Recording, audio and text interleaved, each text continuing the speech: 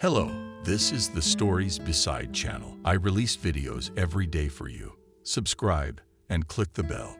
Look, it's like an American movie, Adriana said. The night, the moon. It sounded so solemn, she felt. Michael was laughing now. Besides, he didn't like the moon. That big yellow fool, sticking herself out in the foreground for no good reason, he said. Well, Kathy, it'll light up the craters. It'll light up the craters. He imagines himself a second sun. The moon, continued Adriana, and the two on the hill by the telescope. Beautiful boy, beautiful girl. I'll be right back to you. Smile. All 32 teeth. A dentist I know told me that. In the West, they put in crowns as white as a plumber's smile. I'll ask if there's life on Mars. Are you interested in complex forms, or will bacteria suffice? Michael was adjusting the telescopes to something unknown to her. She felt rather than saw his instantaneous flying smile. Compared, Adriana thought, how beautiful I am. Compared to him, so ordinary a face. They were both close to 18. Adriana is short, sturdily built with well-developed forms of dark brown and clean hair, and cut short her facial features are large, regular. Dressed simply jeans, sweater, no jewelry, no perfume scent. Only Michael, and maybe Ethan Forresters knew about the quiet abyss in which is known. In short, whether Adriana is good or not. It's still a question of a lover who will like it, who will not.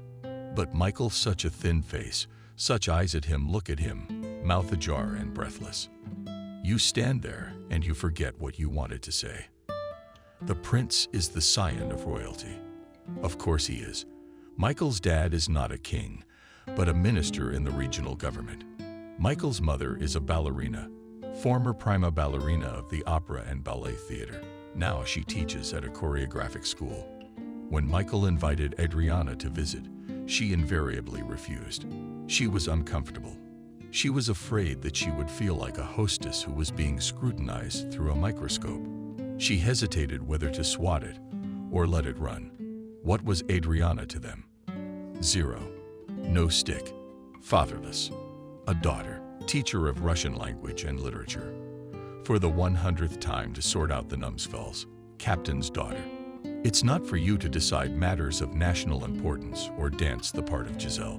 Michael's parents are probably afraid of the girl he's trying to be friends with, in case the unworthy candidate still manages to seduce their son. Does he need an ordinary wife?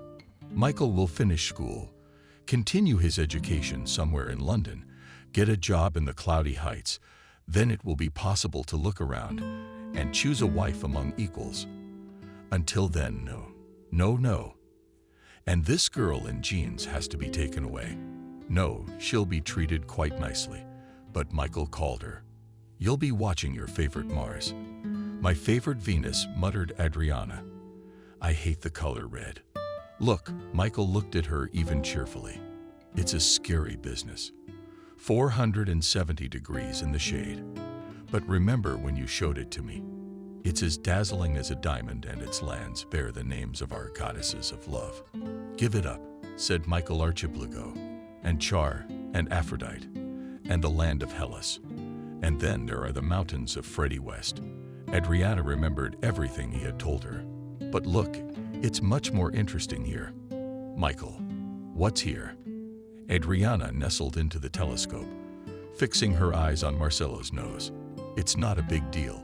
It's just Buzina talking. Wait for it. We'll live to see the confrontation. Then everything will be for you, mademoiselle. With our pleasure, you'll see the polar caps of the sea in storms. Will you stop it already? Here, Michael. A mother's voice as clearly as if Christina was standing next to him. How long can you play with your stars? You're 18 years old, grew up Versta Kolomenskoy, all the same. Shall I remind you who's to blame? You should ask Michael.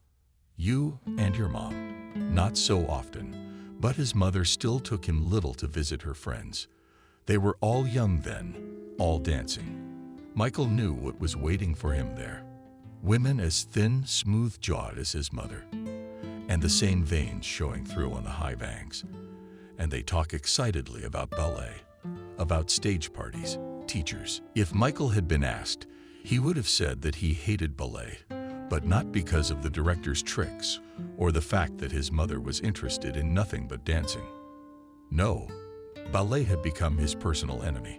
On a quiet evening hour, when he entered his mother's room without knocking, carrying Captain Grant's children in his arms, perhaps Mama would read to him.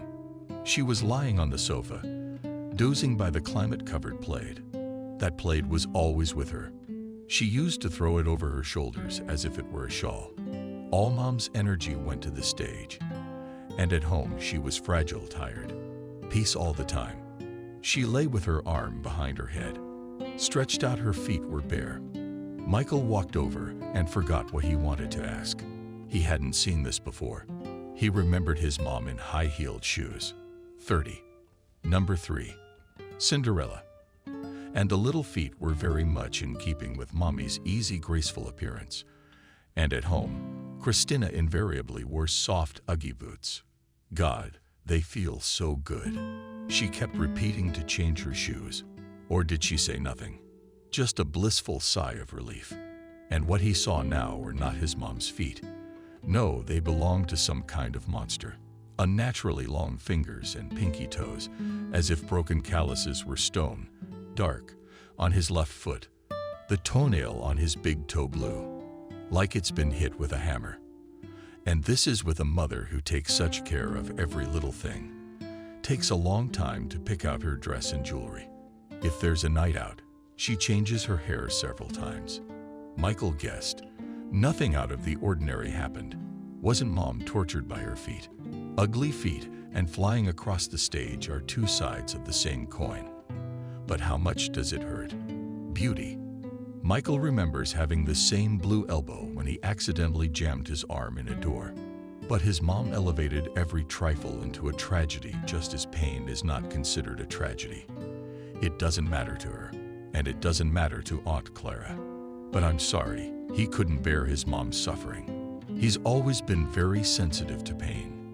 And when Mom was telling a hard story about a performance that was excruciating for her, when she could barely hold on to the end, she noticed that Michael took hold of his whiskey. What's wrong with you? It hurts. It's like a bow to the heart. Mom remembered that expression and asked about the play. But it would be like a bow on the heart. So you want to hear it.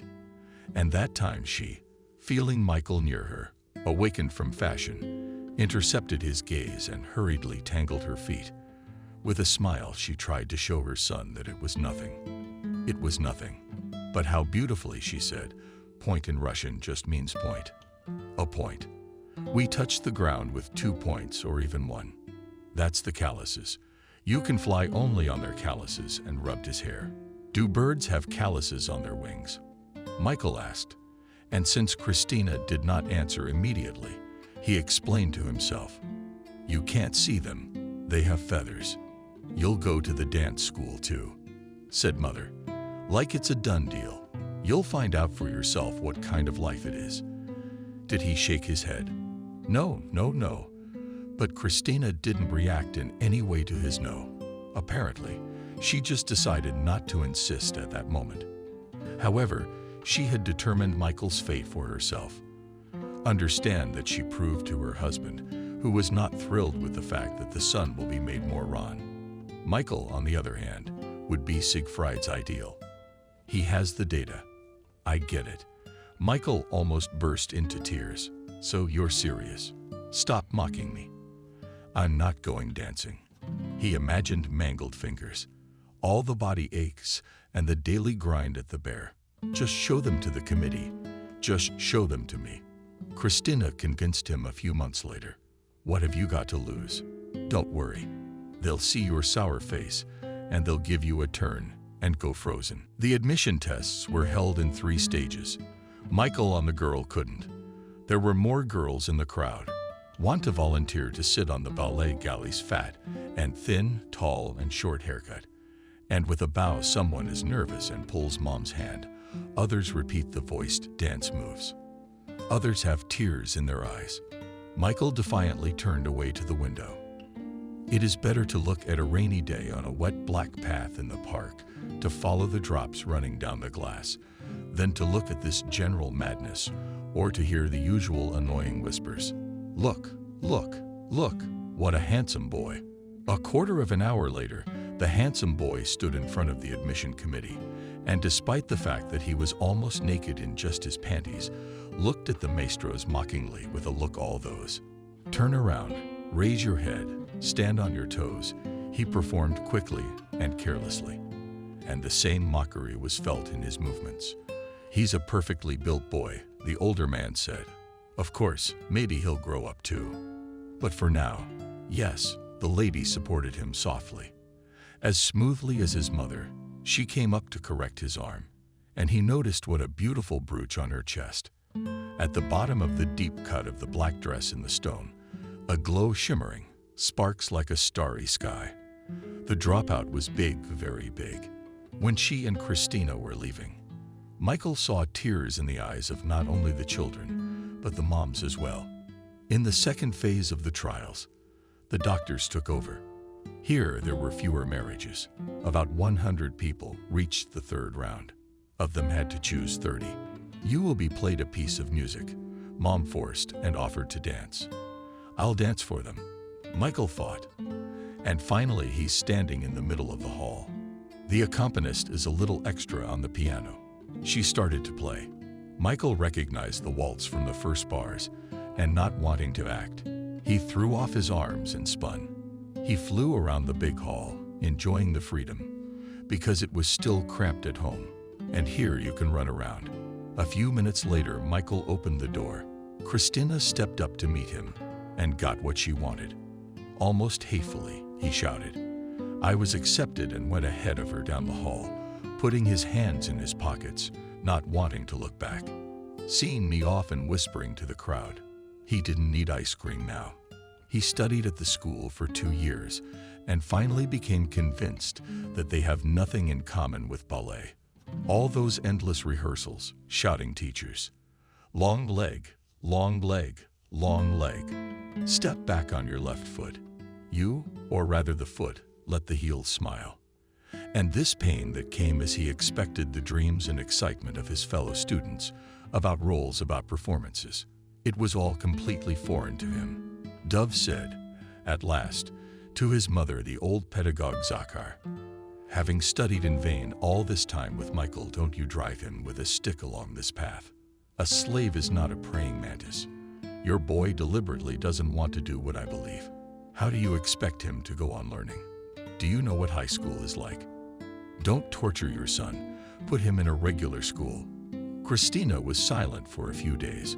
Michael didn't interfere. He didn't approach her with questions. He understood his mother had to get over the collapse of the dream of his ballet career. So what? Soon everything would be back to normal. And to get under the hot hand to hear harsh and unfair words he did not want. In the end, his parents put him in an English special school and took a breath. Still, not exactly a rank and file path. The school is elite, and the child from a long struggle with ballet took it as a respite. And she's doing great. The only memory of the past. Mom takes him to visit her when she has a ballet society gathering. You'll remember later that you knew these people. Maybe if Michael were older, he'd appreciate them. But to a 12-year-old boy, talking about ballet is intolerably boring. And they don't even finish the sentence. They just start to say a few words, and then they laugh. They understand. They're their own. Aunt Clara doesn't have a cat or a dog. Michael had already eaten the cake. Now that the diet was over, he was putting in his second piece. Stretching the pleasure with a spoon, he poked windows in the soft biscuit and imagined that it was a knight's castle and from above along the Kremlin in their one-time walk centuries. Sitting mentally recalled the novels of Walter Scott, and the piece disappeared unnoticed from the saucer. Finally, Michael crept away into the big pale green armchair and dropped his head on his arm. He sat as artistically as his mother's embodied wistfulness. Aunt Clara, passing by, stroked his hair lightly. Poor failed Siegfried is bored. But look at this. The pictures are pretty. I lowered into his lap an expensive, heavy volume. It was an album called Mysteries of the Universe. Telescope pictures of planets, stars, comets, nebulae.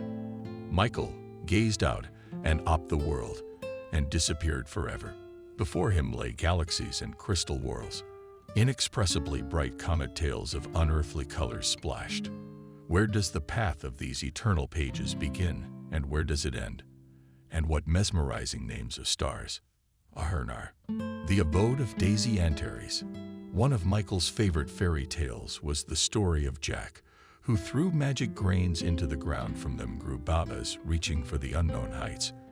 What's beyond the clouds? Jack thought, and he climbed up into the sky.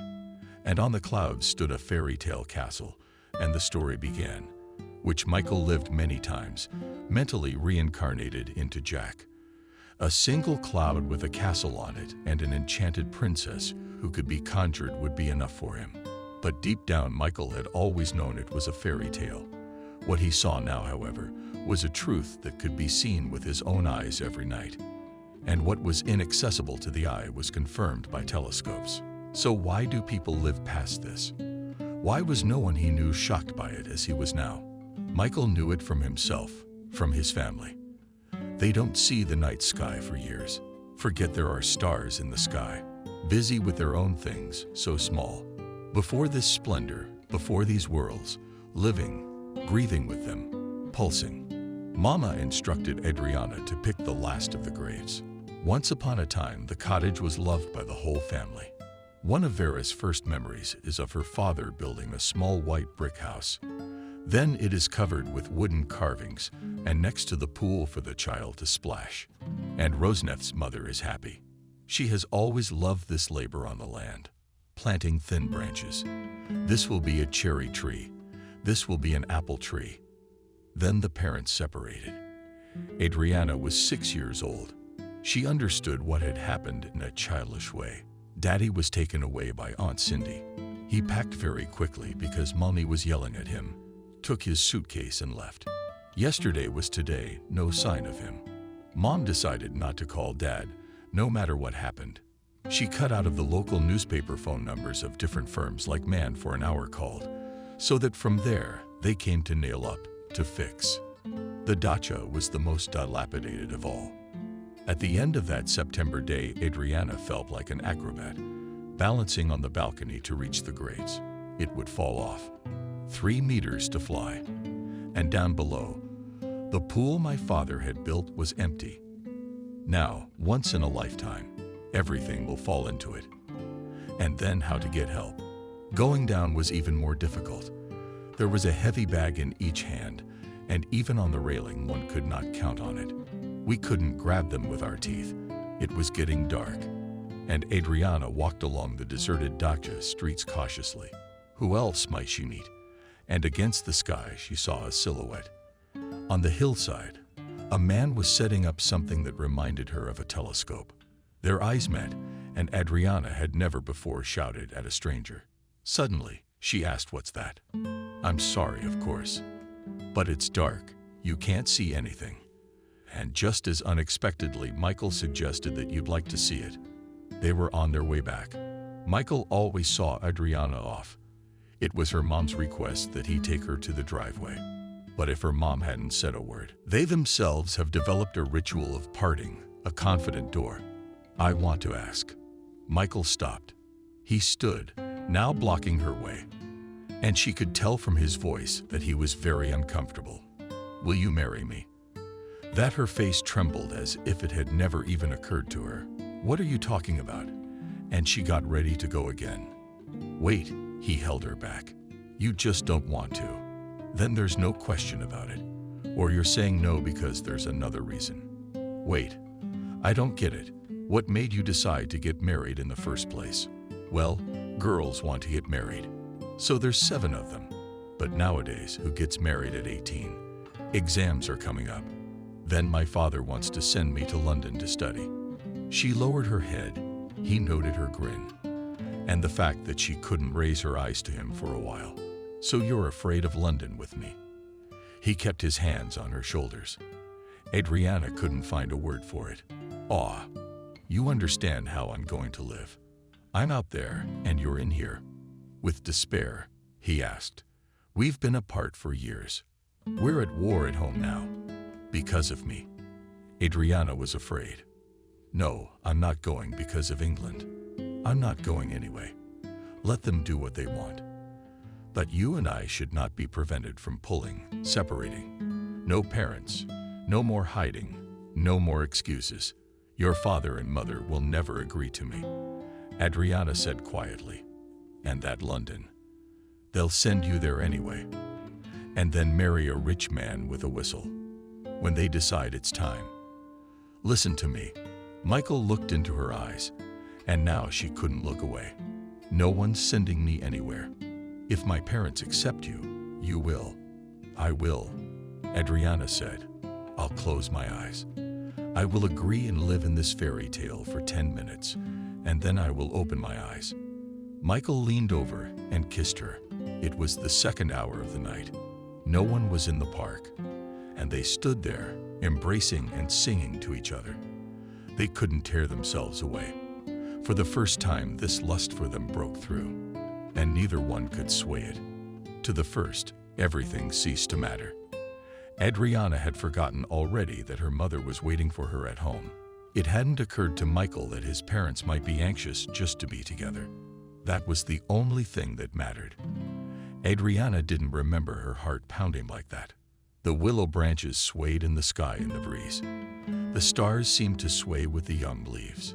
Mom didn't turn away from the window when Adriana came into the room. At least he saw her off. Mom sighed. She realized how brief this pair of maidenhoods would be for Faith. Forgetting everything and wandering with her beloved by the hand. The exam wasn't called, Mom said. I'm sorry. I forgive him because he does walk you to the driveway. If he didn't walk you home, I'd forbid it, so you wouldn't have to feel guilty and make excuses. Adriana remembered Michael's words. Very hungry. Want, she said, quietly distracting her mother's thoughts that you're not turned on to the cafe to have dinner. Parents do not give money to love and feed. For Mom were synonyms. Now she was suffering that Adriana had been hungry all evening and therefore neglected and unloved. Mom believed that she and Adriana were the two she and Adriana had left for each other. The only picture kept in the album was one where Mom was taken with her father. At one time, Adriana had kept it from being torn up.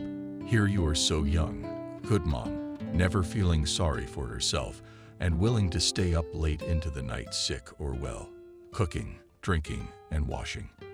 But Adriana was born and turned out to be a weak, sickly child. The frail girl seemed to her father to be from another planet. With a sturdy boy, everything would have been clear from him.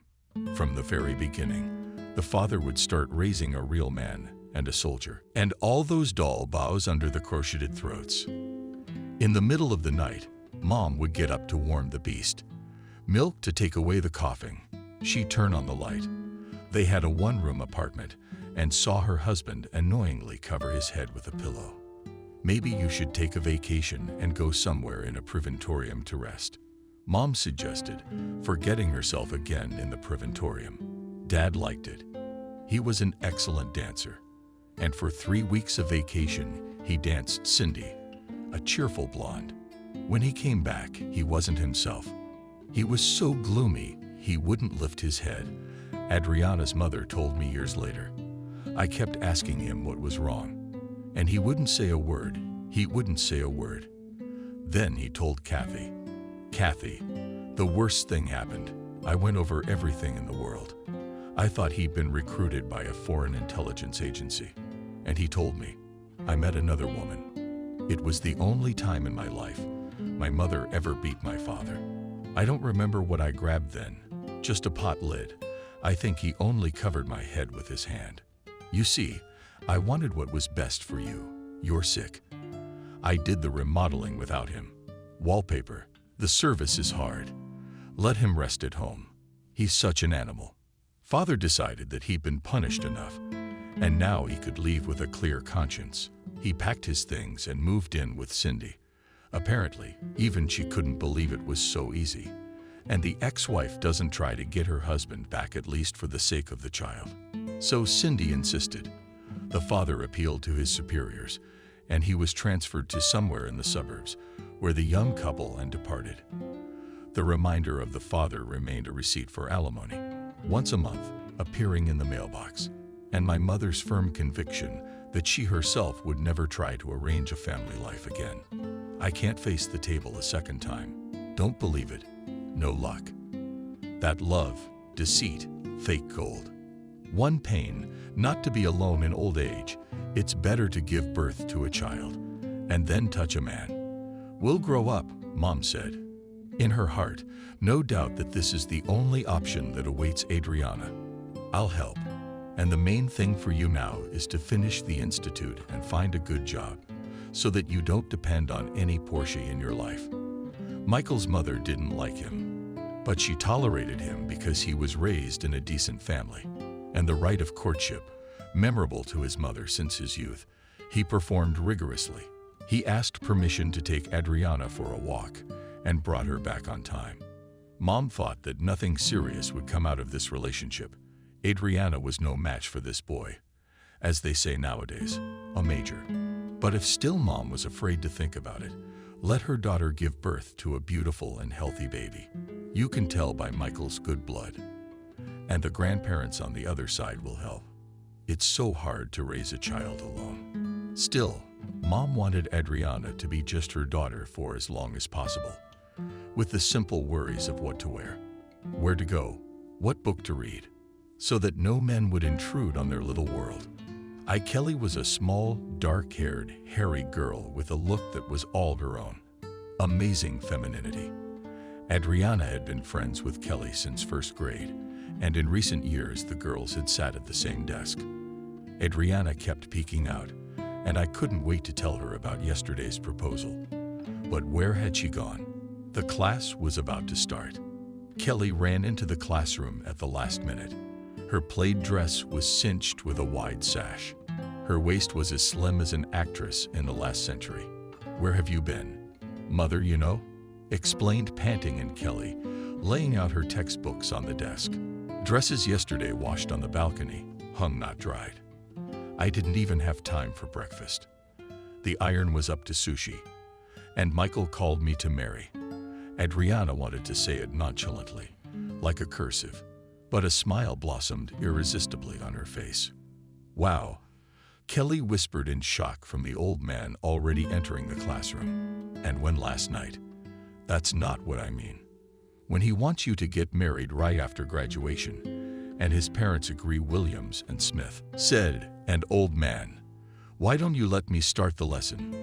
It's people like you that make it hard to explain things. Keep your mouths open.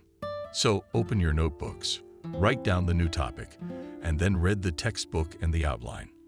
We had to wait until recess, and then Kelly bombarded Adriana with questions, the most important of which was, "Is there really a wedding? Not a jinx. What are you afraid of? Even the prince is marrying anyone nowadays. Thank you. I'm already off the scrap heap, you know." My friend attacked Adriana again. "My older sister left me a hat and some beautiful white gloves in a box on the mezzanine. I'll go get it. My mom keeps everything. And she says, 'Kelly, don't get married so fast. I haven't had time to save up anything. If you get to the registry office, I'll go to the world.'" After school, Kelly and Adriana usually took a leisurely walk home. But today Adriana was on class duty, along with Ethan. So Kelly sighed and went home alone. Ethan was a tall, blond boy with a keen eye. Ethan was always dressed in the same protective color, a light jacket twist open, revealing a calfskin jacket. Everyone knew that his father was a forgotten alcoholic, and since Ethan was a little boy, he was considered the only male in the family. Usually the duty officers divided the class in half. You wash half, and me half wipes the blackboard, watering the flowers with a mop. "I can do it myself."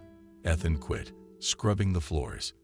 He was surprisingly dexterous in his sporadic movements, twisted a heavy rag from the worn linoleum, and the classroom became clean.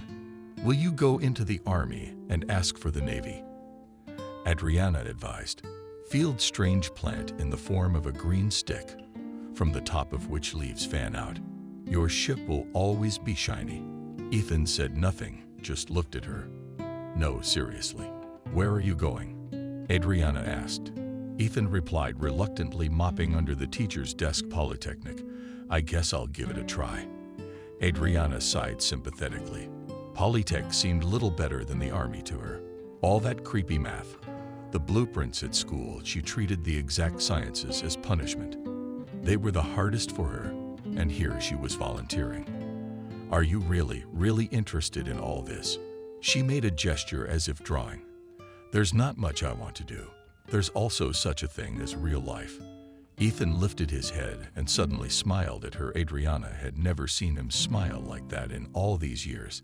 It was short, but bright and trusting. And she also remembered that he went first in his biology class and all the animals.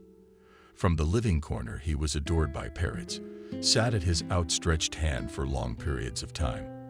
And Bella and the rat almost did not climb to kiss. He put them on his shoulders, several at a time, when he cleaned the cages. But you couldn't study biology in their town. You had to leave. And Ethan probably couldn't do that with his sick mother.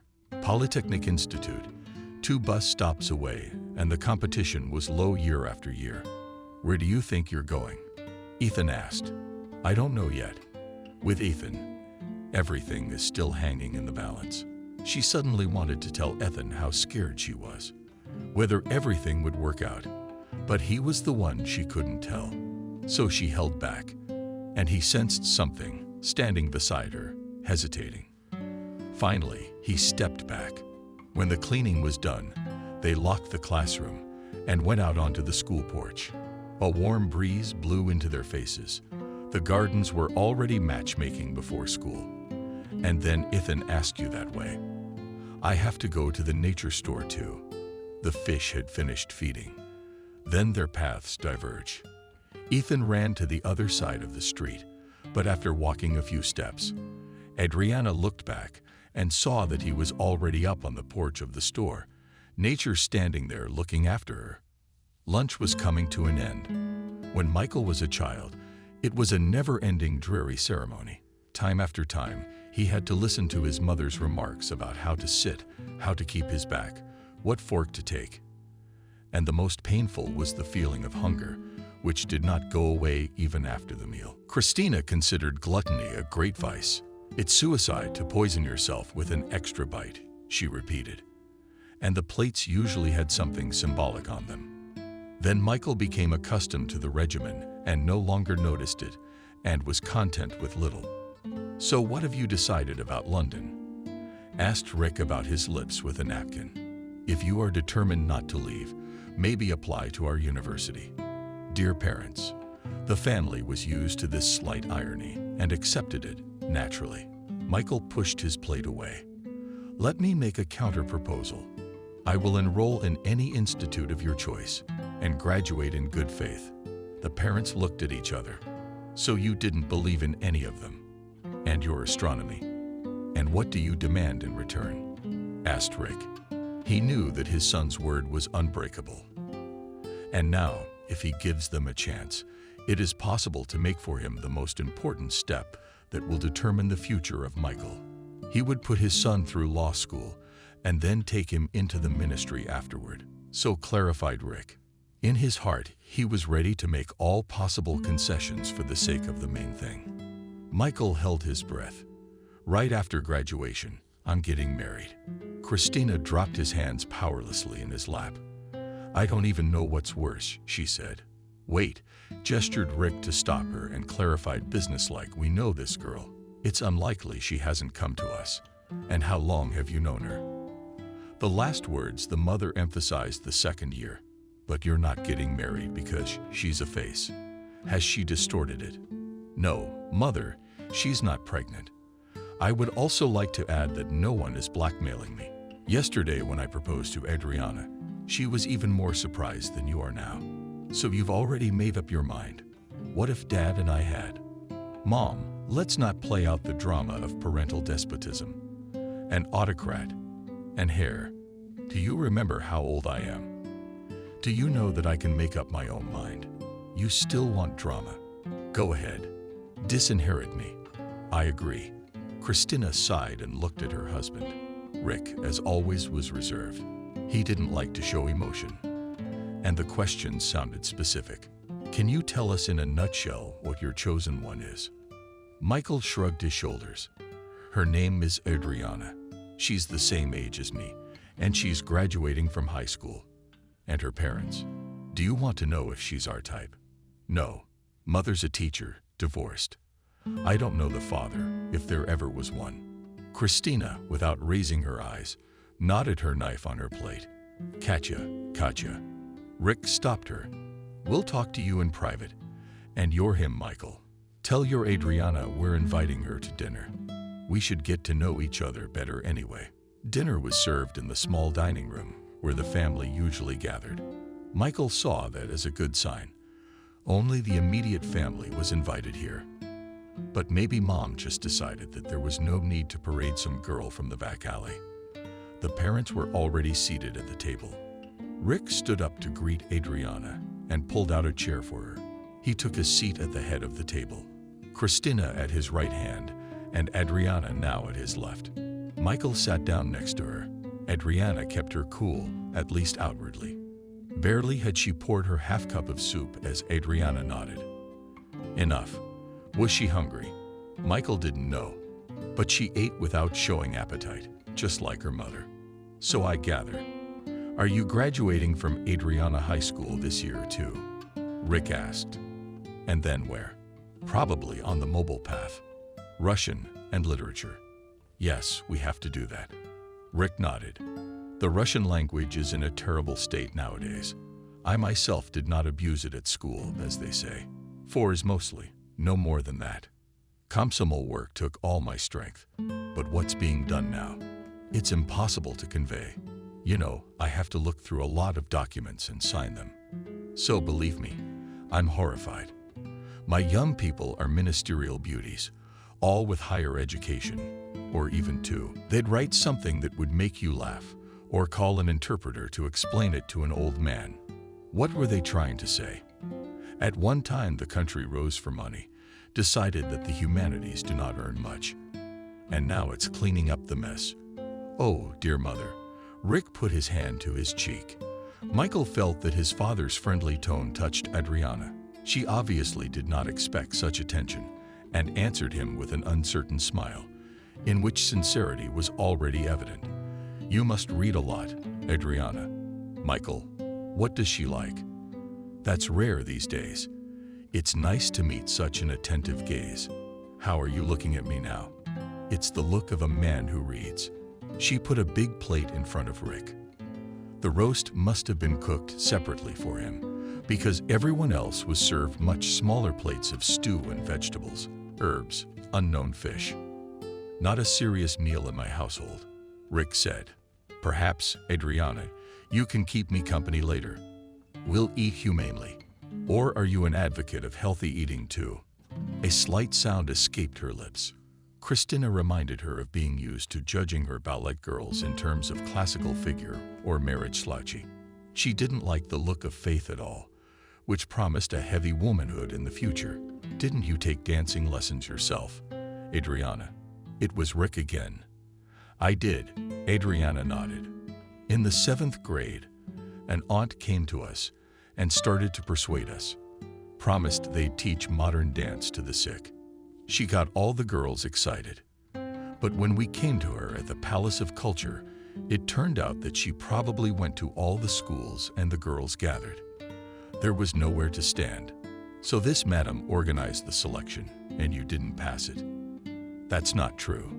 I was almost the first one out. I had to dance. You know, the 1, 2, 3 waltz across the room. I got confused about which foot to start on, and the lady yelled right away. It's pretty familiar.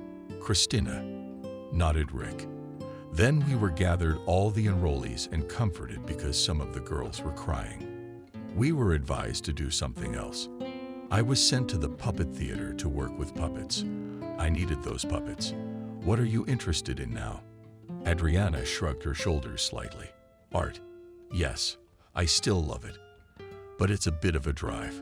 The Philharmonic Theater is across town. And then there's grad school. That leaves books. I read a lot. You're not interested in politics. It's not my thing. Well, thank God. It's a man's business, after all. Rick's up. Well, darlings, let me say goodbye. I'm due at the ministry at 3. Passing Christina, he touched her hair with his lips and whispered, "Quite a nice girl."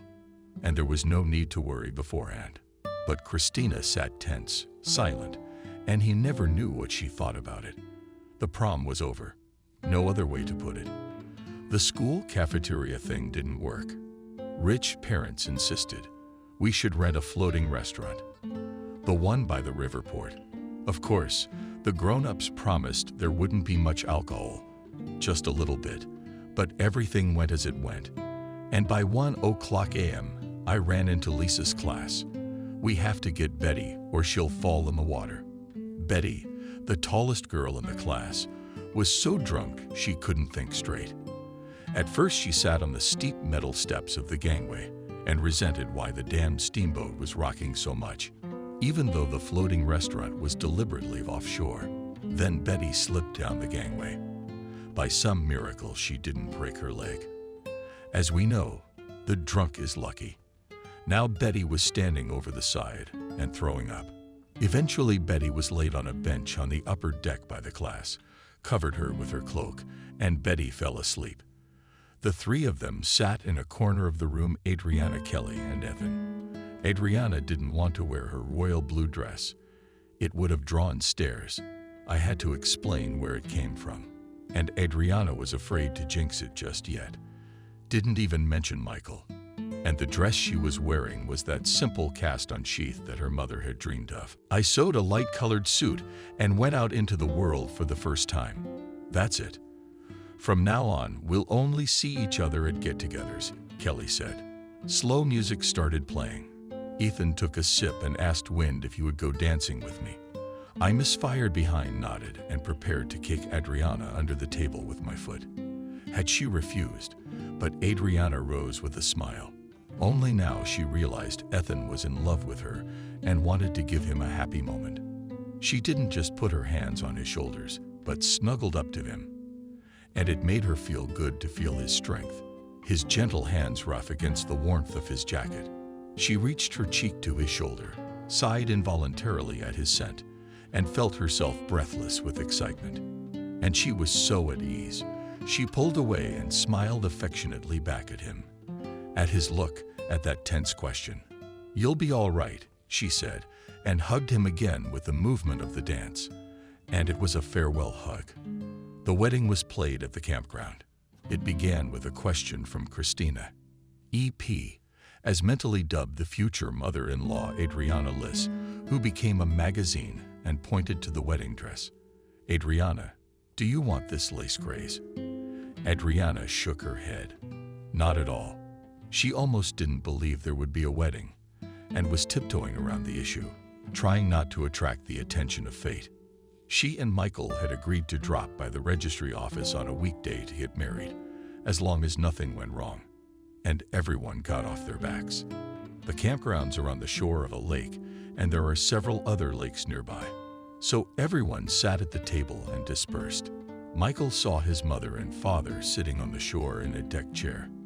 And Christina's face is peaceful. The mother listens to the nightingale singing. Michael did not understand how one can come to nature and turn on full power music.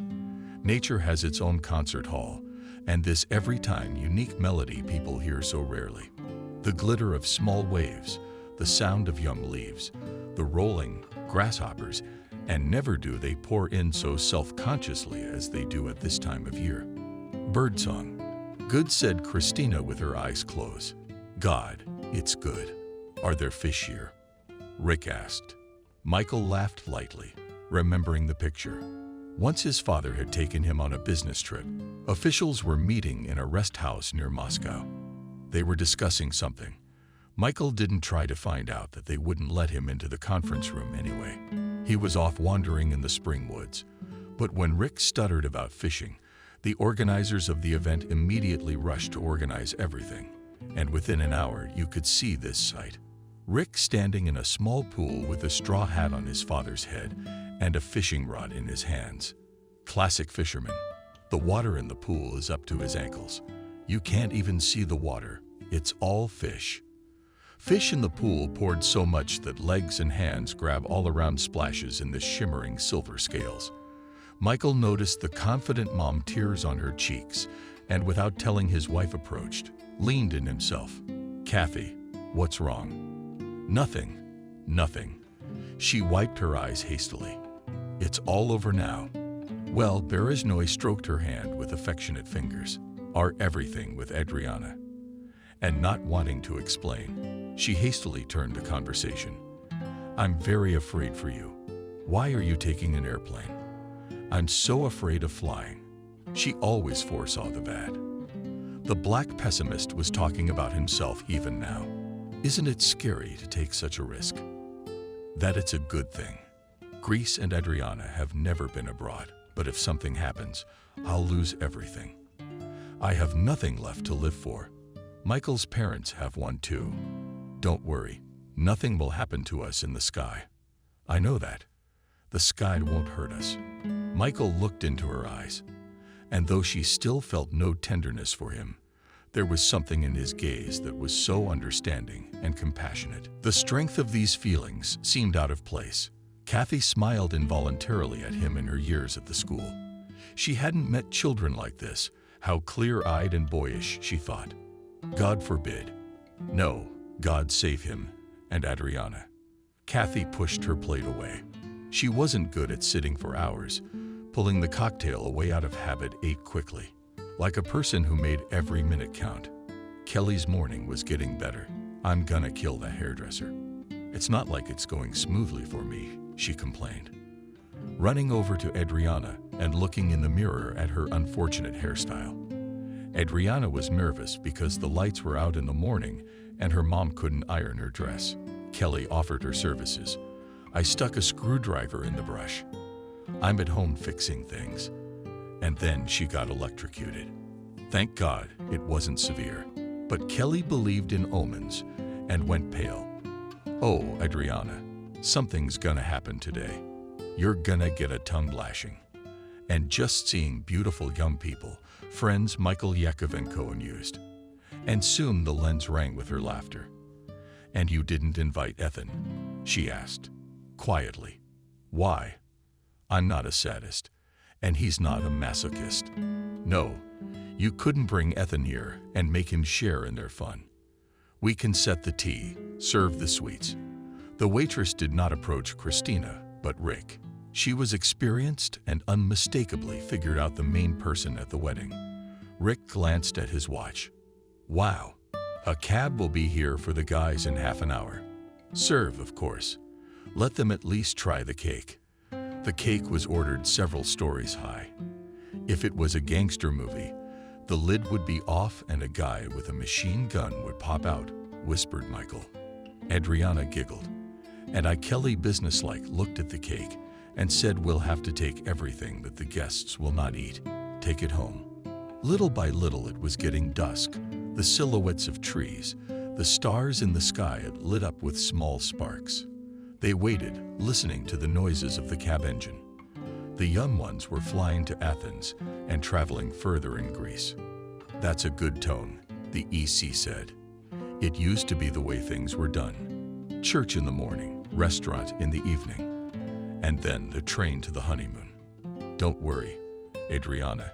Your mother and your friend will be delivered safely home," Rick said. "I'll call you as soon as you get on the plane and when you arrive," my mom asked, and how she didn't want to hide it. But Adriana felt both her anxiety and her pain. "I will." Michael threw his jacket over his shoulders. "Into the car now." She resisted, but she didn't take off her jacket. It seemed to her that she was embraced by warm hands, and a moment later a bell rang in her pocket. Adriana remembered that she hadn't picked up her cell phone all day, and the tap was still glowing blue. "A text message for the rest of her life," Ethan wrote. On the airplane, Faith had a strange feeling like they were flying to another planet. She didn't know English at all. She had learned German at school. Michael spoke English, even without an accent, special schools, and a musical ear. Plus, he traveled abroad with his parents almost every year. And now, in the kingdom state of Greece, Adriana would have to cling to him like a deaf-mute. Their independent life was beginning. Michael gave Adriana a seat by the porthole. He strapped her in himself. And she'd never been able to do that, even in the car. She'd never been able to do it. Even in the car, the belt wouldn't tighten. It wouldn't tighten. She had untalented hands. The plane started to taxi onto the runway. It's not that yet. It's slow, not scary, Adriana thought. The airplane shuddered and began to accelerate. Michael and Vera's fingers intertwined. "Are you afraid?" Michael asked. She was silent, but from her eyes glistening and wide open, he realized that she was terribly afraid. He leaned toward her. She felt his breath on her cheek. "Don't be afraid. Nothing will happen to me in the air. I know it. I can feel it. Don't be afraid to fly with me." But the airplane lifted upward, and Adriana jerked away from the porthole, pressed herself against Michael, and was no longer aware of being lifted by the unknown force of the engines, or its Michael hugging her. And they took off. Michael knew from experience that pilots gained altitude in different ways. Some lead the car as if they were climbing a mountainside, others as if they were jumping nonstop. Michael liked a continuous takeoff, and right now the car was going that way. The hour was late, and most of the passengers were trying to sleep. But Michael, like all nervous people, could not sleep on the road. He was glad he did. And believe, I didn't. "Why don't we have some champagne or cognac so you don't get scared?" "No, I don't want to. I'm drunk enough as it is." "Wait, I have a present for you. I wanted to give it to you this morning." Michael took something shiny out of his pocket and put it on her arm. Quietly, the rings quivered. Adriana did not look at it immediately, almost fearfully, expecting to see expensive stones. But when she opened her eyes, she saw the bracelet was quite simple. Copper rings, some metals, a glass, white, and a flower. "It's Adriana," bent over myopically. "I found this. I bought it at a junkyard. Look at all of Exupery's little prints." And she saw on one of the medals and displaced the figure of a boy in a long cloak. "There's the rose, and the little brass lantern, and stars that laugh like Cubans, and a bronze 2-engine airplane. It will seem to you as if I were dying. But I'm not. My body is too heavy. I can't carry it. But it's like shedding an old shell. There's nothing sad about it," Michael said, humming as he always quoted memorized lines. And then he added, "You know, they found him, didn't they?" "Who?" asked Adriana, ready to cry. Everyone thought he'd been shot down by a German pilot. But recently fishermen found his bracelet.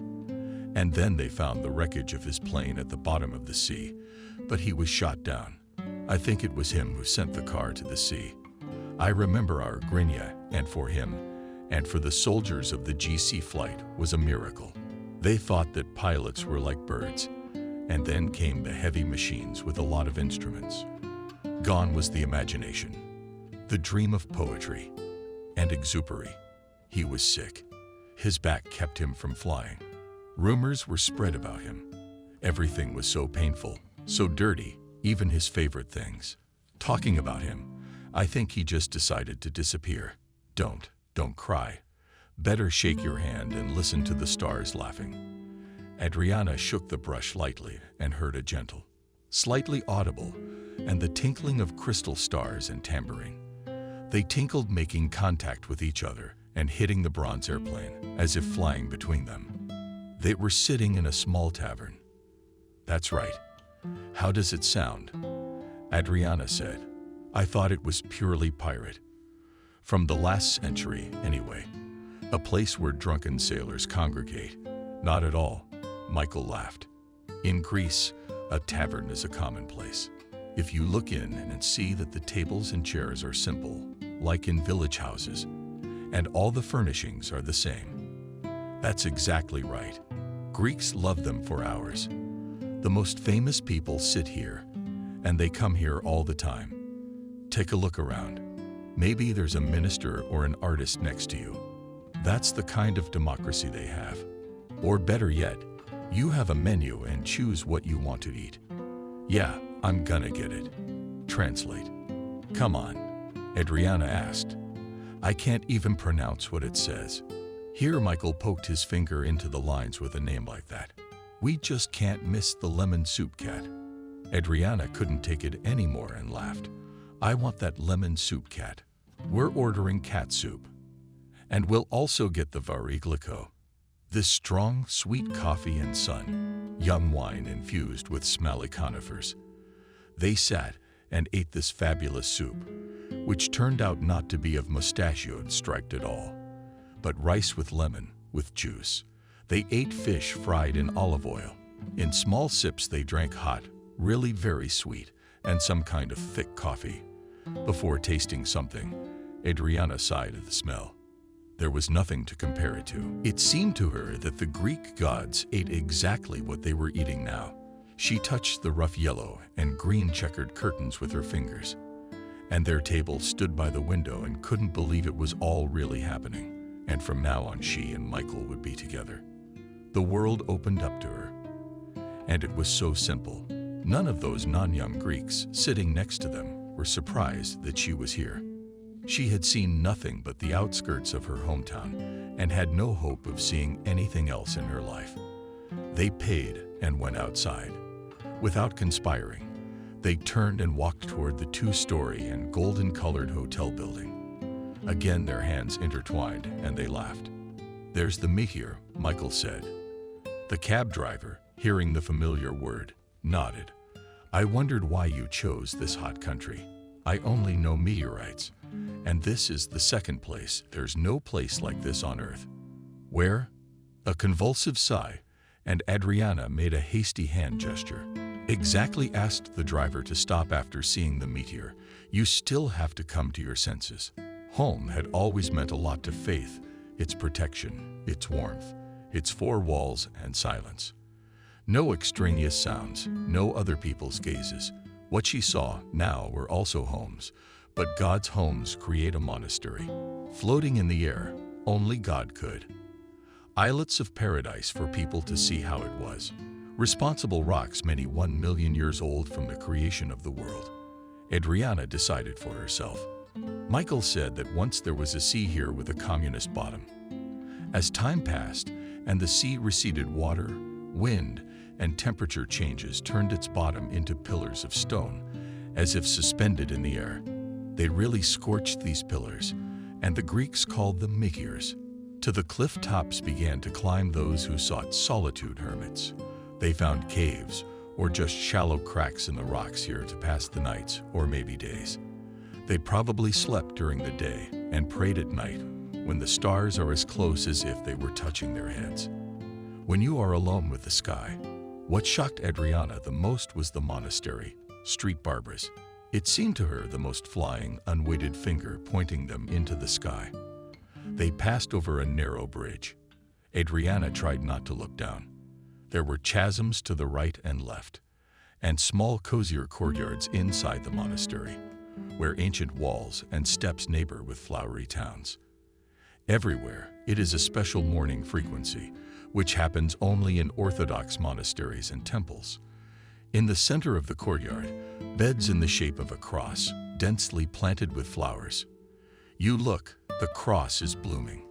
Later they will buy souvenirs, and what not only will not pick up relatives and friends, bags of herbs and bottles, with fragrant oils, ground and coffee, and Greek wine in empty bottles, painted clay vases, scarves, beads, statuettes, but about themselves will bring only 2 Tarot crosses. Michael will choose the golden carved one. It is permeated with air. Adriana will choose a golden one with birch inclusions, as if with splashes of sky. And it will turn out that they didn't choose them for themselves, but for each other. And they would exchange crosses, never to take them off again.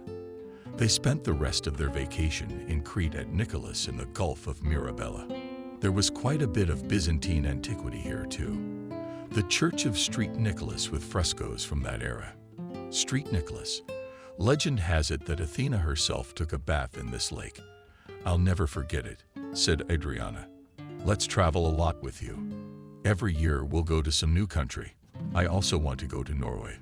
The fjords, Andersen green ice, and old trolls. The sea was calm, and the silver moon globe hung just above the water. Adriana couldn't stand it and followed the moon's path straight into the deep. A few moments later, Michael caught up with her. As the water began to nod their hips, they stopped. They stood in the moon's glow. Now, that's not going to happen anymore, Michael said quietly. What? Those seas? It will all be a thing of the past. An ocean of storms, a sea of rain, a sea of clarity, a sea of calm, a sea of fertility, and a sea of crisis. He was listing names, almost sang. They're right, my loved ones. They're right. You can't live in two worlds. Did you know that the moon's seas and the Earth's oceans are alike? They're the same depth. They have basalt bottoms, but our oceans are alive. Those worlds only come to life in the imagination. Enough. One must become a citizen of the earth. He laughed softly, but it was a strange laugh. What are you up to? Anxious? Adriana asked. You won't be able to do without all this. Are you going to die with you? He laughed and drew her to him. Never with you. We are exiled. Thought Adriana. After returning from Greece, they moved in with Michael, taking 2 rooms in the left wing of the house, the furthest away from everyone, with a private garden. Adriana was afraid to go out to dinner, too restrained. She felt herself at a table with a small tablecloth and numerous devices, where the servants served her. And most importantly, Michael's parents were nearby. And yet she walked. Rick was not always present at the table. Christina was emphatically silent. And if she spoke, it was to Michael.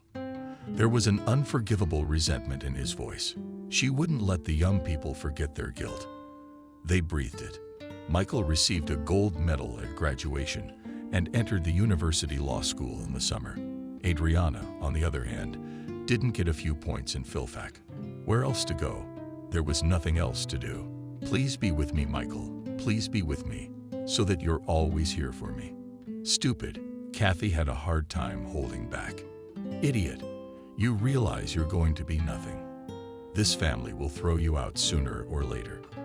And then what? A mop in your hands and scrub the floors. You're totally dependent on them.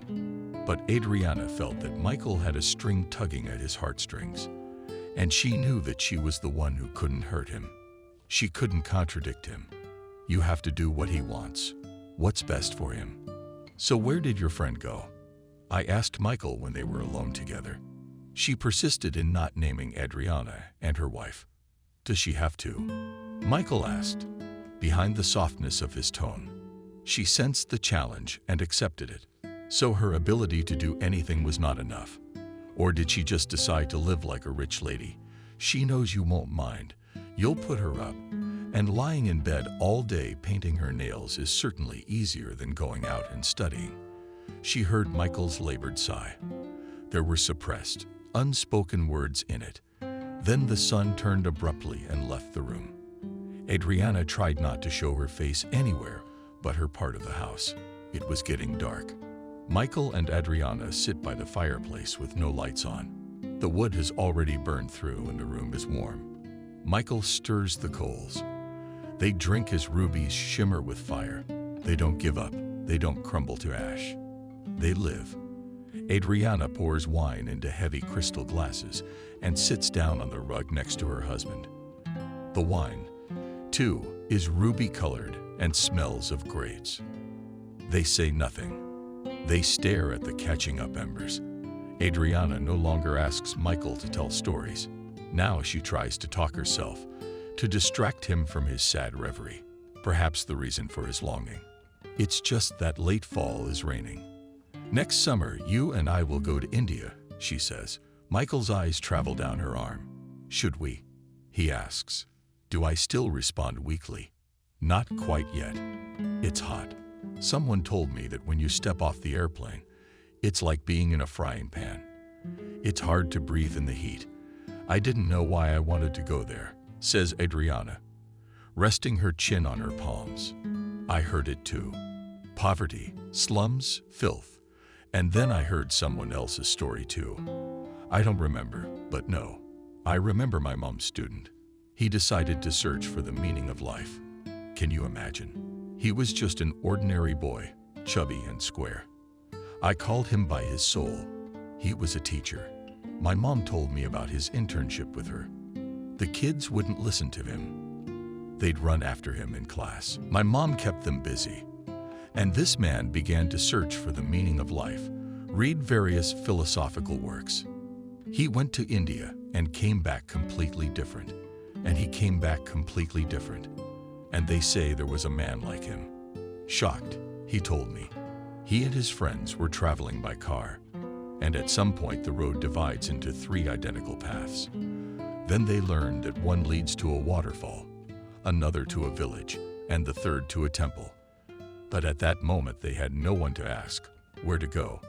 They see an old man in a white robe coming. The thief had no time to open his mouth. The old man raised his staff and showed them the way, the path to the temple. They went there without a word, without a question.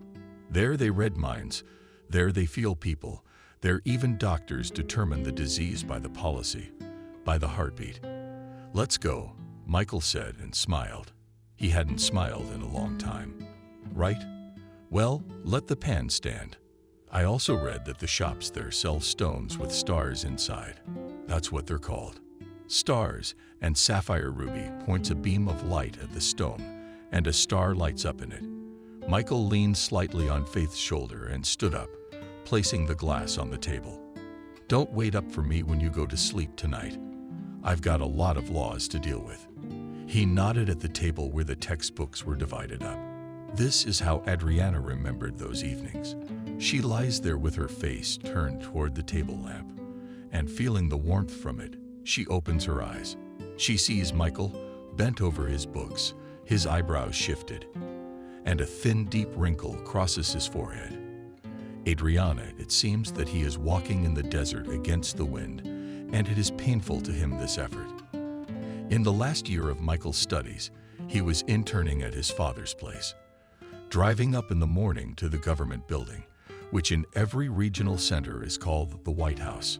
Michael was not in awe of his skyrocketing career, and even less did he feel reverence for the ranks. The governor had only recently been appointed and was in the process of selecting his cronies. As Adriana Michael explained, he felt like he was in a theater. All this bureaucratic fraternity smugly unashamed of anyone in the world. How dedicated they looked when he was scolding his subordinates.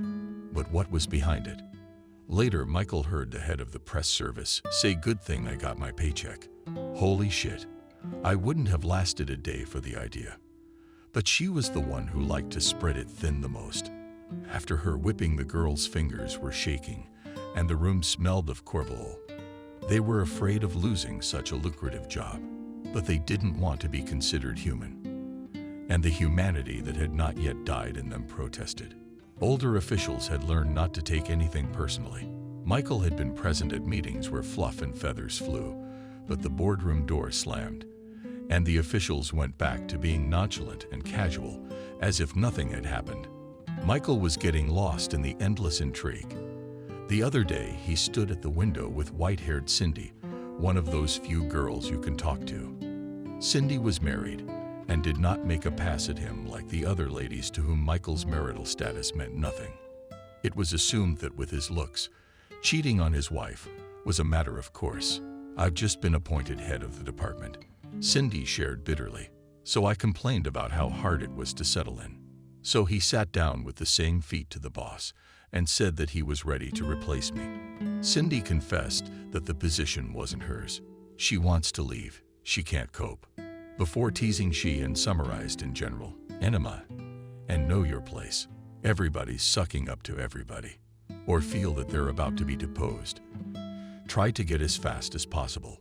All this was covered with lofty phrases about the people's good, and they were unrealistically polite.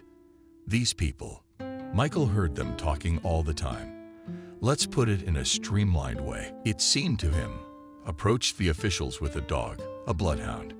It wouldn't have honored the human scent coming from them. Michael was getting stuffy. The White House had a beautiful dining room with a conservatory. Everything in the world was served there, nothing more to be desired. Especially good were the cakes, the bird's milk. But Michael would call Adriana and get her to go out for lunch. While waiting for his wife, he paced back and forth in the small park in front of the White House. There were fountains running here. Tight jets made the water boil, stirred to the bottom. Michael stopped, putting his hands behind his back. Tall, thin, it was easier for him to breathe. A child in a red jumpsuit leaned over the edge, looked at the foamy white water, and asked Daddy, "Are there fish in here?" Michael could see Adriana from afar. Here she was jumping off the streetcar, rushing towards him, the hem of her golden-colored cloak flying away. Like you. Their voices merged, and longing gave way to laughter. Next door, there was an alternate. They stood in line with everyone else. Watching the dumplings boil, the cook stirred them for the pilgrims in a huge pot. Then she would pick up a colander. Already, the line was beginning to move quickly. She and Adriana already had their own table in the corner. Faith's hand warmed Michael's hair. The pain lodged in the right sand receded under the gentle movements, her fingers from the dumplings and steam rising. "Where do you want to go tonight?" Adriana asks, and quickly adds, "Let's just go for a walk." Walking in this weather, she nods. She loves the weather and life in general. He has less and less of that love of life. He remembers that he felt her as a child and himself as an adult. How silly is that?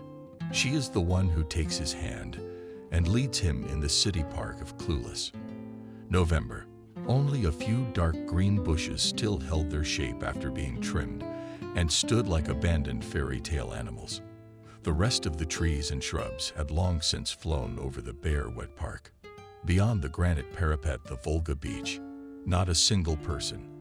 A fine rain dripped cold water. They walked, holding hands. Their fingers were cold too, and only somewhere in the depths of their palms touched, and there was still warmth. Adriana again. With no musical or artistic talent, I began to describe what was around me. But what else was there to manage to notice? "Look, there are leaves left on that tree over there. Look closely. They're completely silver. And how does the light of the streetlights reflect in the wet asphalt? The ground is on fire. Red and blue gold. We walk on the solid, and the glow crushes and shimmers the colors." Michael put his palm on his chest under his jacket. "No, it's stuffy," and asked me to keep it down. Once, when they were walking, it snowed, falling in large flakes at once. It made the world seem childlike and fairy tale-like. It was so beautiful that they looked at each other and laughed. "Up, up, up, up. Look up," Adriana shouted. They threw their heads back and watched as countless snowflakes were born out of the unknown darkness, and they flew at them endlessly. Michael squeezed Adriana in his arms, and they all looked up, and their heads were spinning, because the whirlwind was not just descending on them, it was taking them with it. They didn't feel like they were standing on the ground anymore. Adriana sat in the barbershop. She always went to this little barbershop where there were only two masters, and there were almost never any queues. And then there was still time left until the evening. Adriana decided to run into the cafe next door. Then it would be possible to avoid a formal dinner. At home, she took a cup of coffee and a piece of apple pie smelling of cinnamon. The filling was Kisling, probably Antonovka. Barely had time to settle in at the table and shake off the drops of standing snow from the furry lapel in my jacket as I slipped into my bags.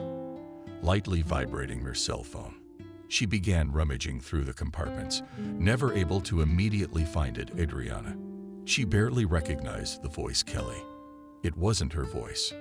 Thin, childish, pathetic. "What's wrong?" Adriana assumed anything. The mother-in-law lost money. The pipes burst at home, and there was a flood. Eventually, Christina was fired for some theatrical intrigue. But she was told by the impossible, unthinkable Adriana. Michael was gone. Michael was gone.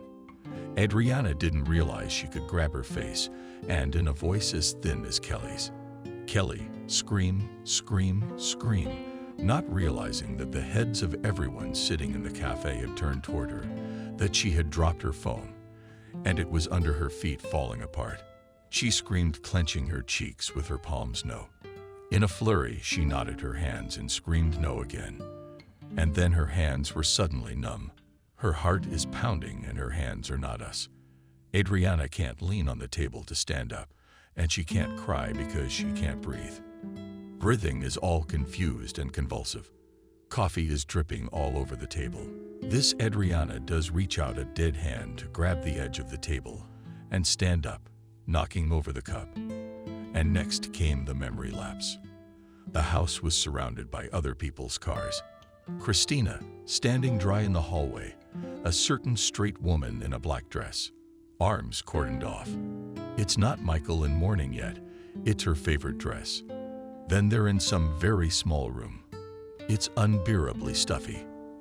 Adriana can't sit down. She circles the room. There she sits. Kelly. Her face is gone. What's wrong? Finally, Adriana asks. He drove up to the institute. A fellow student saw it. A car was coming. Not sure if he was drunk, but still he parked it so as not to hit anyone. When they ran up, he was lying on the steering wheel, dropped his face on his hand. They say he was very white. They say it wasn't clear if he was breathing or not. The ambulance came quickly, about 10 minutes. They tried to do something, but they said it was too late, too late. They took him away without his life. Yes, but what's wrong with him? But from what? What's the heart from? Adriana, it's my fault. I'm the one who grabbed my head. I went and asked for a waiver so your family wouldn't exist. And now she's gone. Lightning struck. Adriana looked at the clock and saw that the time was approaching 6:00 p.m. This was the time Michael always came in. Adriana realized she was waiting for him. He must come. Adriana realized that she was going crazy. She must be taken away. She's insane, said Christina to one of the ladies she knew. Adriana sat by the coffin. The coffin was in the largest room of the house, the one she and Michael had recently called the sick room. Sitting there were those closest to Rick, Christina, a few elderly men and women. As it turned out, they're relatives, but there were a lot of people in the room. Adriana could feel their presence, their breathing, but saw no one except Michael. Michael's face was indeed very white now. To say he was just sleeping, but he didn't look like sleeping. There was a distinct stamp of death on the huddled features. It was impossible to imagine him getting up and speaking. All of him was already there in the unknown. Belonged to him. Voices came in waves. Such a boy. Pity his parents had him all to themselves. Such a pity. What about the heart? Is it getting younger these days? Heart attacks, strokes, and there was no warning. A young wife will survive, but the mother. And he has no children left. Adriana raised her head and grinned crookedly. Another phrase nailed her. And the wife. Look, no tears. A few days later, as she was packing up her things in her and Michael's former. And now in no one's room she heard a radio a woman's voice sang, "The land is empty without you." It was only then that she was able to drop her head on the table and sob. So the body was in denial. And she knows why he left. He was strangled by the stranglehold of everyday life. He condemned himself to it. He couldn't take it for her. And she realized it so late. Adriana left the room, hanging on her shoulder the same backpack that had accompanied her to Meteor an eternity ago. What was she to take with her? But she knew everything she needed. She did carry. Rick not being at work somehow mattered little in their lives. Rick. He was almost never there. Showed up at the table, smiled, said nice things. And he was the one who chose the road to Michael's demise. Didn't feel sorry for his son. Didn't let him go.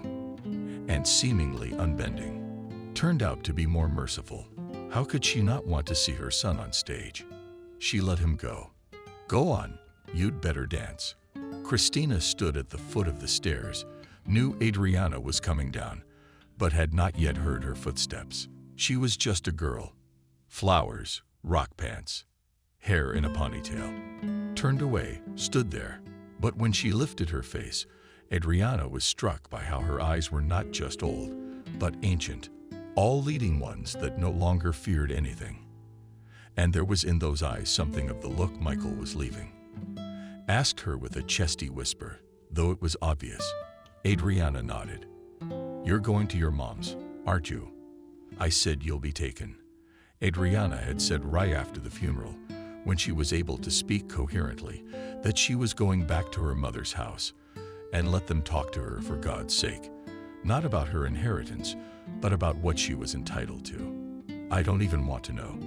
I will live as I have always lived, she said then and now, seeing her former daughter-in-law off. Kelly couldn't help herself. She said almost against her will, try to get over it. Let it go. You'll be happy when you meet someone else. Faith's lips quivered. Kelly didn't realize the quick spasm running down her face. Wait.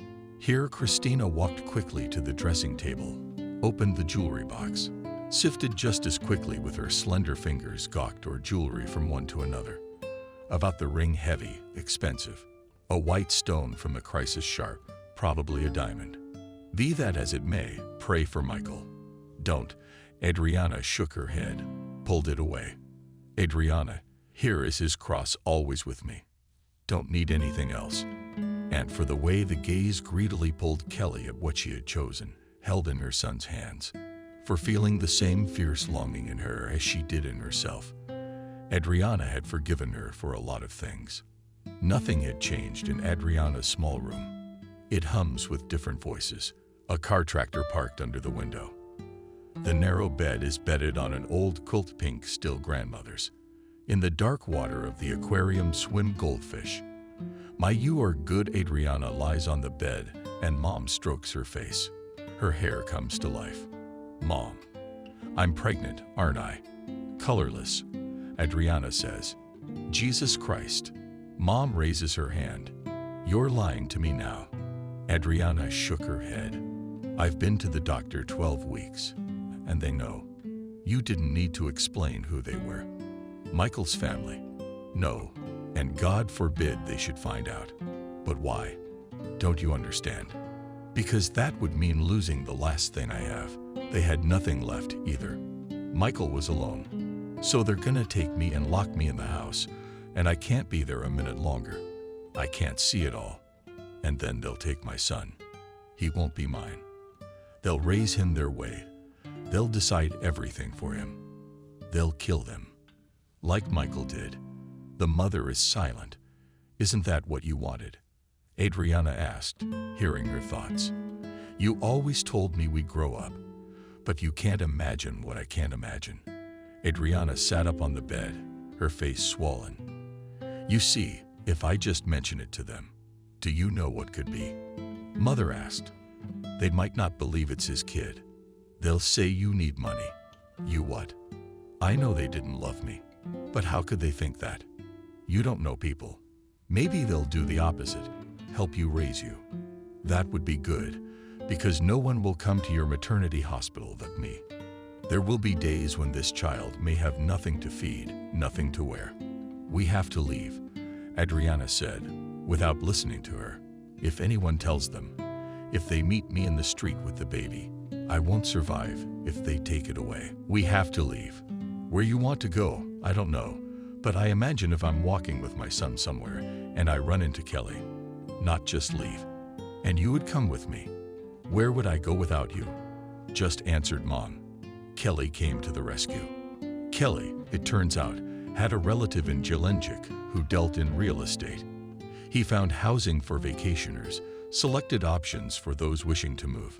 He responded to the call immediately and said that within a week or two, he would be able to offer them something.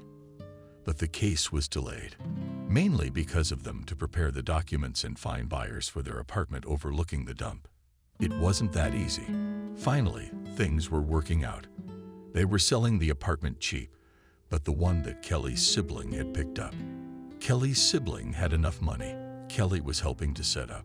She was very worried about Adriana hurting herself, and she was small and fragile.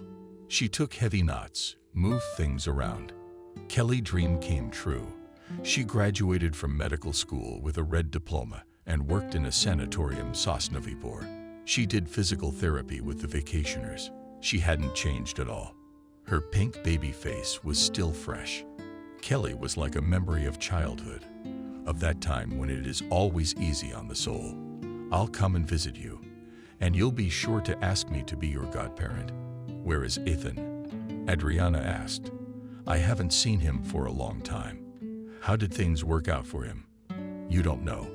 And felt me from the invisible barrier, quickly looking for words to say coherently, to believe. Ethan failed. Then I went to the institute and got drafted into the army. And Adriana was up so fast that I didn't have time to prove my obstacle. And somewhere in Chechnya. And since then, Adriana, I really don't know anything. Adriana, don't cry. It's not good for you. Please, Adriana. Mom bloomed instead of a hive of high-rises, a stone house with a big garden. Mommy fries fish. She puts a huge pan on the table with chunks of flounder crispy crusts on her cheeks, and she's so animated in movement and speech it's like she's lost 20 years. Finally, the hour came. The hospital was close by in this small town, and they didn't call an ambulance. They walked. And when Adriana knocked on the emergency room door, and as soon as the sun came up, a boy was born. He cried softly, as if he hadn't cried at all. He was talking, soothing his mother in his own voice. I can feel her fear for him. That mommy didn't scream at all, the midwife said, gray and bossy. That's the way we'd all have a baby. He's a good-looking boy, too. It's rare to see such a handsome one. He's a prince. I heard your husband died. He left. Adriana wanted to answer, because for her it was like that. Michael had gone to his worlds, and no one else could prevent him. But it was easier to nod than to explain it all. Look, don't name it after him then. The midwife said, it's bad luck for the child to have a happy fate. Picking up another name for him, Adriana took her eyes away, staring. There was a full moon out the window now. The Bay of Rainbows. She repeated Ocean of Storms, but through these names, she saw the lifelessness of the lunar landscapes. She decided to name her son Sam, and Mom was already asking in her notes, how is our Sam? Mom was the only one who came to see Adriana. Colorful balloons tied to the fence, Kelly and the dads going into the trees with binoculars. None of this was for her and her son. Despite the best efforts of his mother and grandmother, Sam was growing up, weak and almost ceaselessly sick. There was no childhood illness that would pass him by. Maybe another mother would have taken it more calmly and waved goodbye to outgrow it. But Adriana lived in constant fear, frozen. Would the last thing Michael had left be taken from her? Adriana, you're crazy. You bastard, look at yourself in the mirror. What have you become like? Kathy was angry. You don't look like a shadow in the mirror anymore. Adriana had really lost a lot of weight. There were blue shadows under her eyes. She forgot to eat because she was tired and didn't want to. She has snickered over these months obediently, uncomplainingly, like an automaton doing her homework. Mom would stand on the threshold of the bathroom, watching, shaking her head at the laundry grinder, a decrepit machine. Adriana bent over the tub. Sharp elbows snicker and puffs of steam. Believe wonders at Sam's voice. She fucks off the hand foam running to see if the baby is calling her. She wanted to hold her son's hand all the time. But when Sam turned a year old, she had to go to work. There was a job as a clerk in a bookstore. And Adriana was hired, although she had no experience, but she was diligently unrequited, even if one of the customers was cranky or rude. In addition, she read a lot and could suggest something, showed the shelf where the right books stood. She paid attention to the novelties. The salary was small, but at least it was regular money. Kathy retired, and now sat with her grandson. Sam grew up not a garden boy in the mornings when young mothers walked by their house with all the children waddling obediently behind their backs. Sam sat on the table and gazed at this picture out the window. He had a look of sympathy written on his face, and his grandmother was tying his shoelaces, skinny and pale, with a perpetually hung throat. Was he so much like Michael in features and appearance that it made your heart ache? Grandma used to make him semolina, but he didn't want it. It was depressing to eat. He moved his spoon around the plate and wrinkled his nose at the smell of hot milk. Adriana took specially prepared nuts and raisins and began to lay out a simple mosaic of nutty bunnies with raisins on the porridge. "Son," Sam would take up the spoon until he awakened from his fantasy, and he was bored with everything. Their neighbor was Miranda, a corner, ugly girl of about 27, plasterer on the construction site with her own hands over the dilapidated house, only for the hardest jobs they called men. Two Alkas, who quickly dragged something to her, broke off the pricks at night to sit at the table as soon as possible. Miranda made herself cozy to make everything like people. She came over, consulted. What wallpaper to choose, paint. She was used to everyone being interested. She couldn't understand Adriana's indifference to everyday life. "Yes, mother, do you even live like a refugee?" she says, looking around. "And the shabby furniture and the owner's meager closet." Adriana shrugged weakly. But Miranda was a kind soul. She carried something to treat. A bucket of apples, a plate. Blinov eagerly played with Sam. Miranda was eager to get married. Every man who paid attention to her, she was ready to wash his feet and drink water. She'd cry on his shoulder. When another romance went sour, "You've been without a man and nothing." She'd tell Miranda to blow her nose loudly. "And I'll have a baby somehow, like me.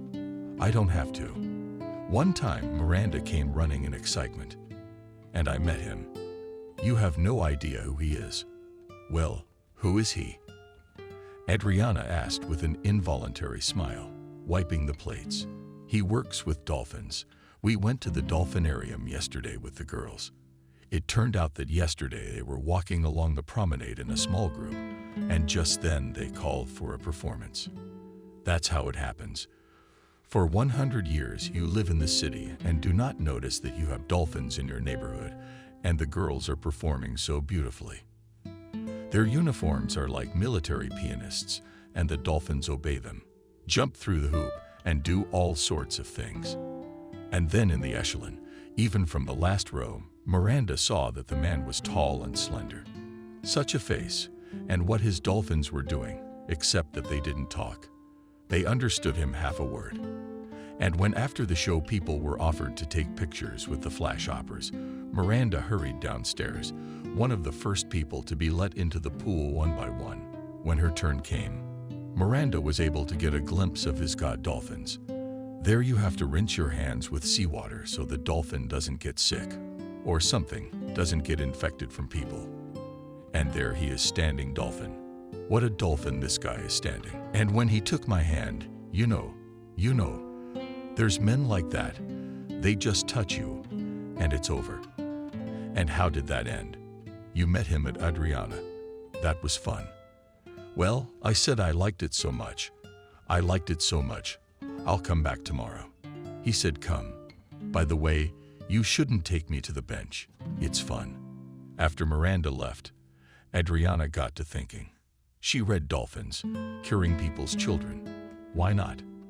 At least try to negotiate. Pay her to let her socialize with this marine wonder. Maybe it would help. She went to the dolphinarium in the morning when there was no show. Timidly, she pushed the iron gate, painted blue. The first person she encountered was a girl in shorts or a scarlet t-shirt, blonde hair tied carelessly at the back of her head.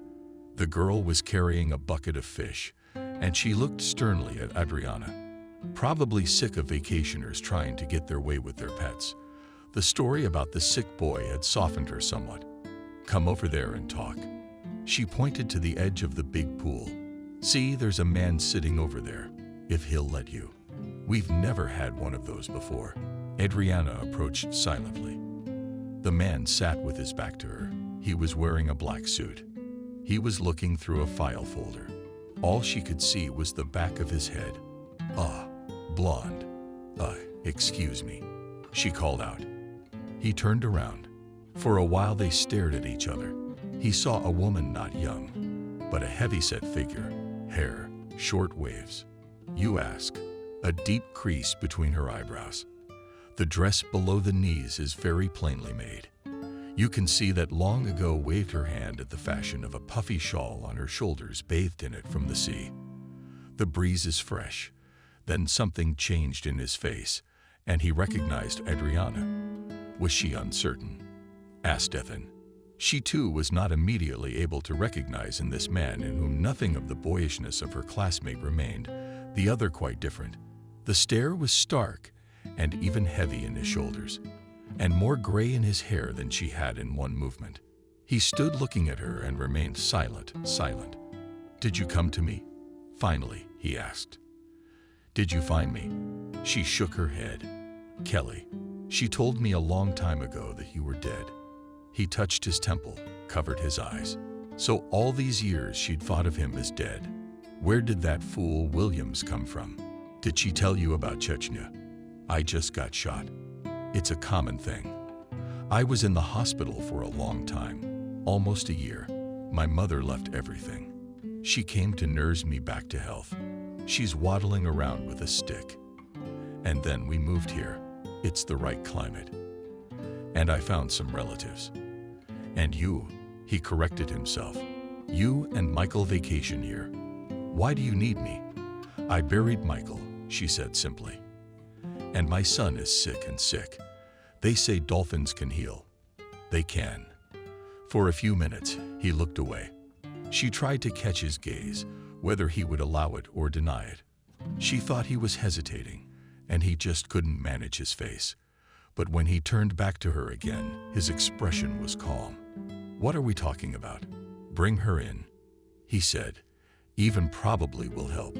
Maybe you too, because you don't look so good either. And she was silent, and for the first time in a long time she spoke sincerely. No, Ethan, I haven't wanted to live for a long time.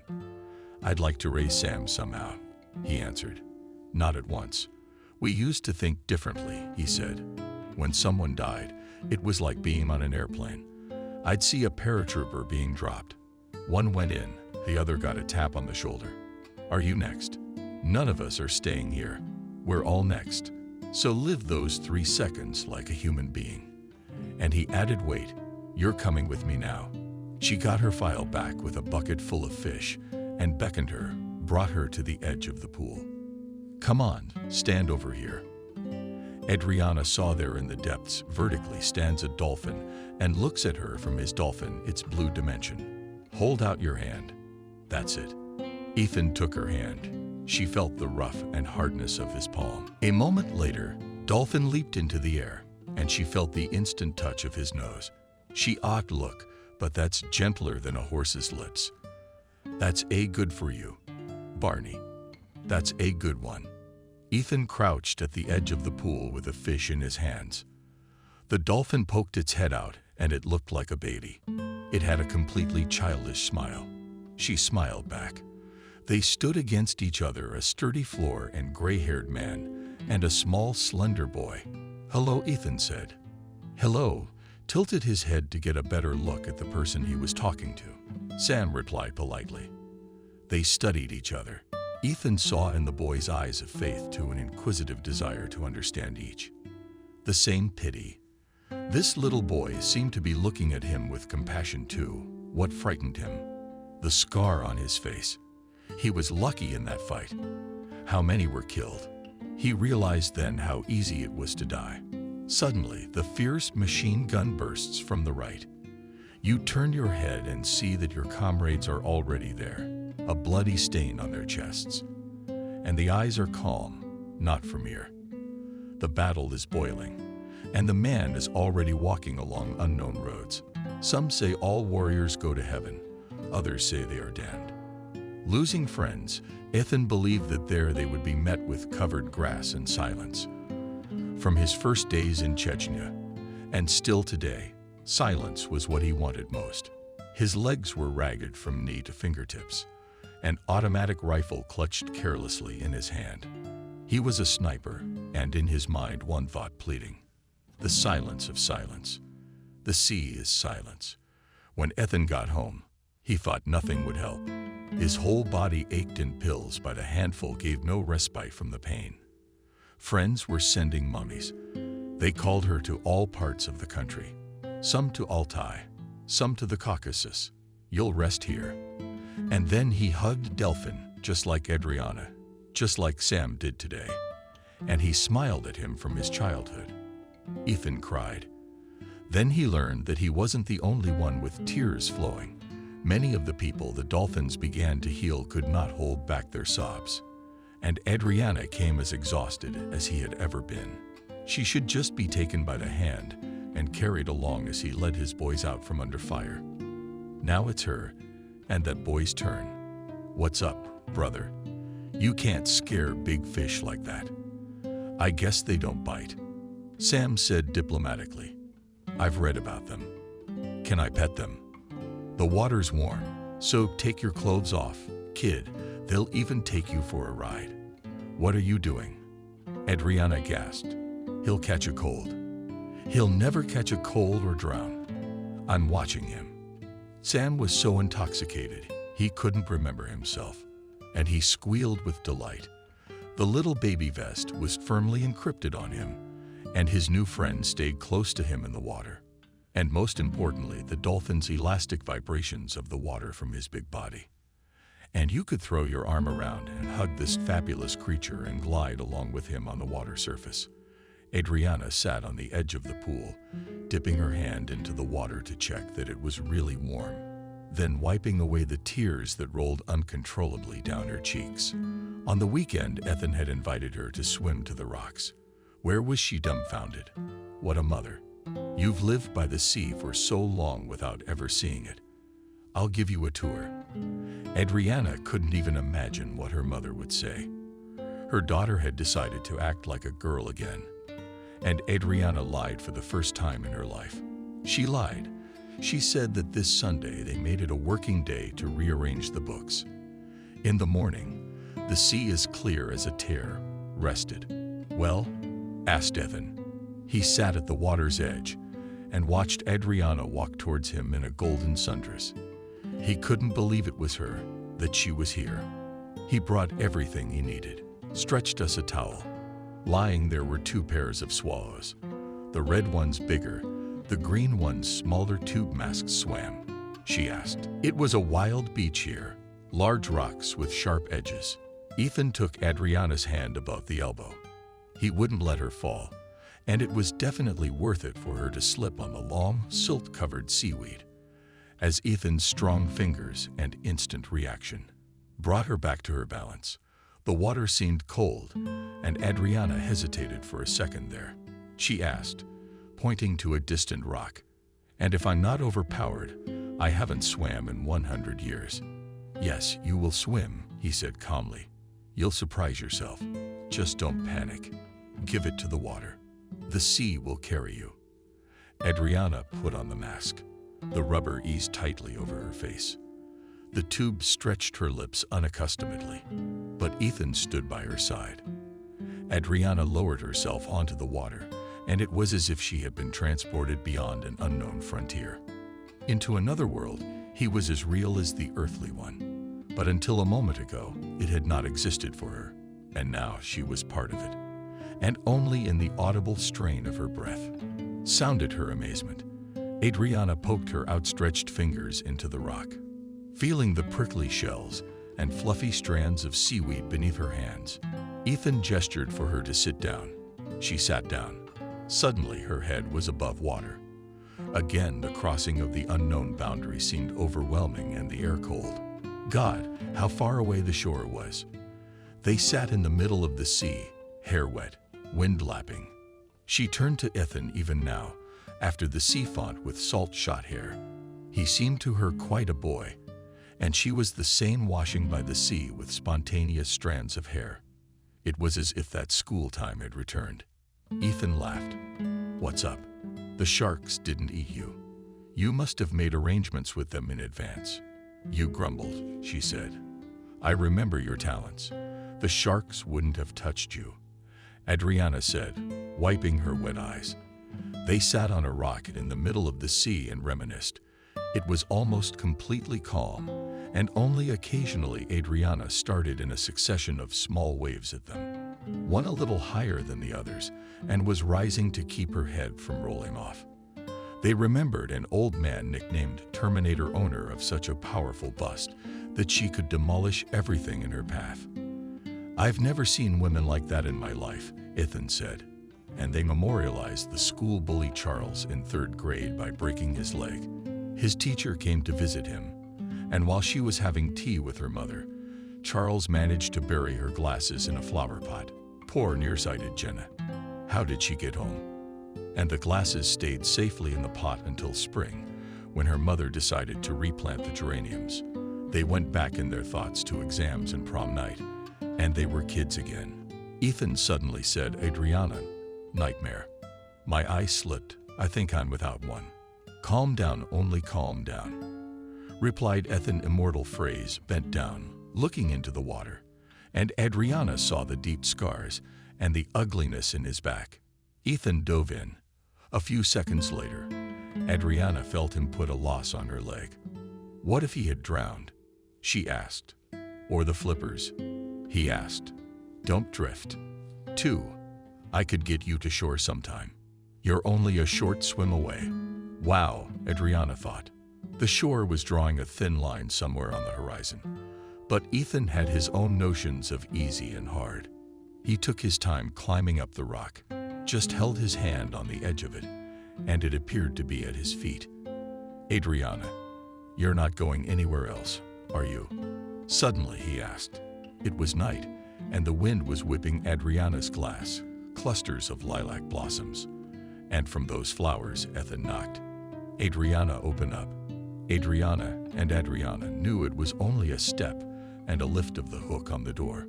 One move, and there would be Ethan, and her future with him, because he wouldn't let her go anywhere. She even felt like Michael would want to hand her over to Ethan, to be safe for her there. She stood and did not look toward the window. The puffy handkerchief had a warmth coming from it. She hugged herself like a little girl.